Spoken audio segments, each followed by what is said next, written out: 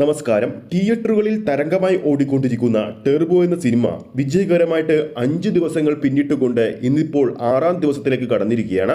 ഇന്നലെ തിങ്കളാഴ്ച വർക്കിംഗ് ഡേയിൽ പോലും ബുക്ക് മൈ ഷോയിലൂടെ വിറ്റുപോയത് ഏകദേശം 55,000-ന് മുകളിൽ ടിക്കറ്റുകളാണ്. 5ാം ദിവസമായ ഇന്നലെ തിങ്കളാഴ്ച പോലും കേരള ബോക്സ് ഓഫീസിൽ നിന്നും ടെർബോ എന്ന ചിത്രം 2,25,00,000 രൂപക്കടുത്ത് കളക്ഷൻ നേടിയിട്ടുണ്ട്. ഇപ്പോഴത്തെ ടെർബോ എന്ന ചിത്രത്തിന്റെ 4 ദിവസത്തെ weekend collection update rest of Indian weekend collection update പുറത്തു വന്നിരിക്കുകയാണ്.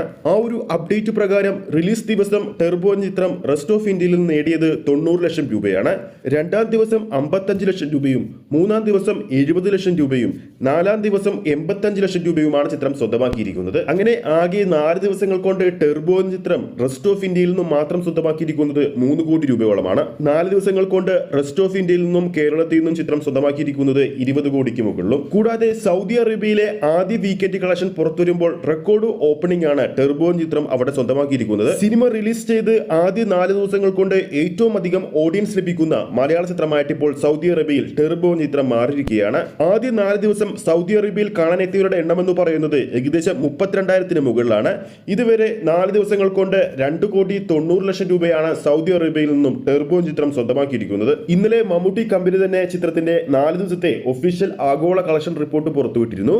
52 കോടി രൂപയോളമാണ് ചിത്രം 4 ദിവസങ്ങൾ കൊണ്ട് വീക്കെൻഡ് കളക്ഷനിലൂടെ മാത്രം ചിത്രം നേടിയിരിക്കുന്നത്.